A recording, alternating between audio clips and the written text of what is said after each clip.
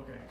Crossroads Urban Center has reached out to people running to be Democratic candidate for Utah's new District 1 in the U.S. House of Representatives to see if they're willing to meet with us and share their answers to 3 questions. The candidate being interviewed today is Eva Lopez Chavez. And can you introduce yourself and tell us a little bit about why you're running? Absolutely. Well, thank you for having me, one, and thank you to everyone at Urban Crossroads that's making sure that we keep our elections safe, fair, accountable to all the people we serve, especially those that are disenfranchised often by government. My name is Eva Lopez Chavez. I'm a current council member in Salt Lake City, and I'm running for Utah's new Congressional District 1 seat.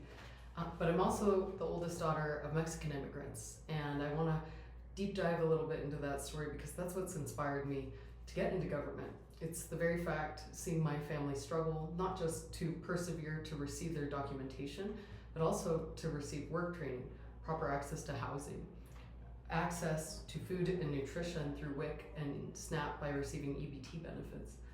And most importantly, to have a community that they can lean on, especially knowing the consequences of different policy changes that occur. Now, as the oldest daughter, I can tell you that's where I get my fighting spirit, is making sure that we have a plan and that we can execute it from a policy standpoint. That means to make sure that we are constantly improving and investing in our social services. That is the safety net. And I believe while we're overcoming today, the contemporary issues in our country are related to affordability, they're related to a lack of foreign policy in place.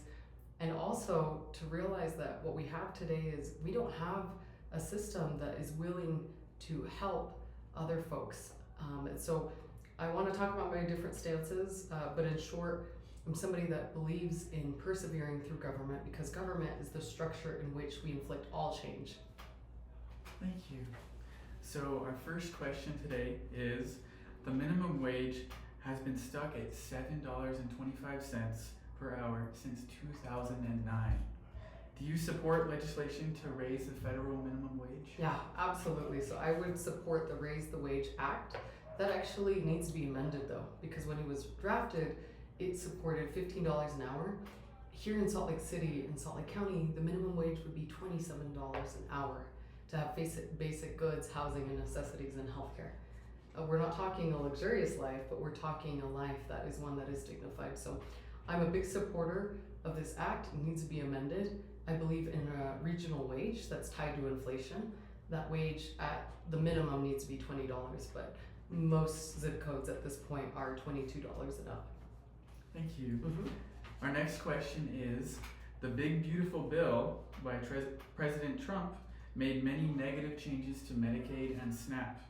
Would you support legislation to repeal these negative changes to vital healthcare and nutrition programs? Yes, absolutely. We need single-payer healthcare systems in our country today. Not only does it allow us to bond and to reduce those deductibles that are inflicting people, but it also allows everyone to have preventative healthcare and reproductive healthcare, types of healthcare that aren't currently covered. So it's very critical to me as we think about how do we respond to the symptoms that we see today. Making sure that no one's falling into medical debt is one of the fastest ways that we can improve the lives of others. You mentioned also our SNAP programs. It's beyond just providing food and nutritional care, it's expanding on EBT recipients. Right now, those wages are not conducive to the wages of families and households that are now in need of care and food supply.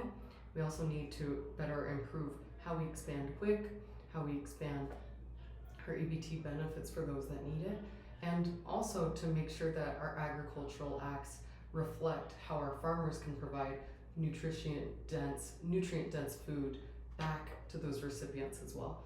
I know that the Big Beautiful Bill made lots of cuts to families that need it. We also need to streamline that system. I know so many families that rely on EBT, and if that debit card isn't deposited by the federal government, they go hungry.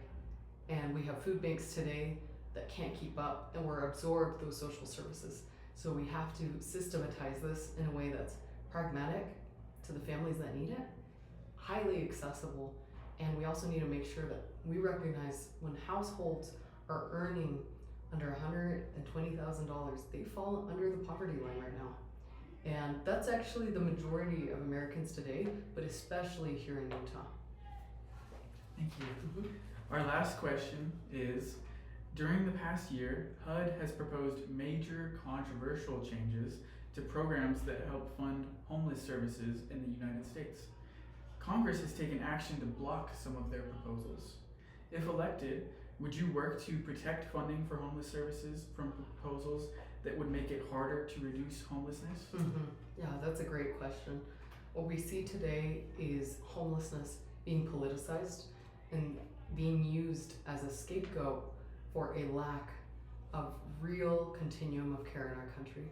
So this is something that's really important to me, is not only do we need direct HUD funding to create permanent supportive housing, but also to create transitional housing, to create home ownership opportunities, and to allow a continuum of care to exist for the lifetime of the families that need it.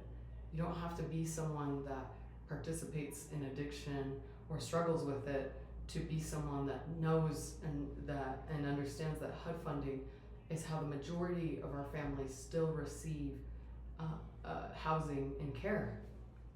So I absolutely support it. Thank you very much. This was Eva Lopez Chavez.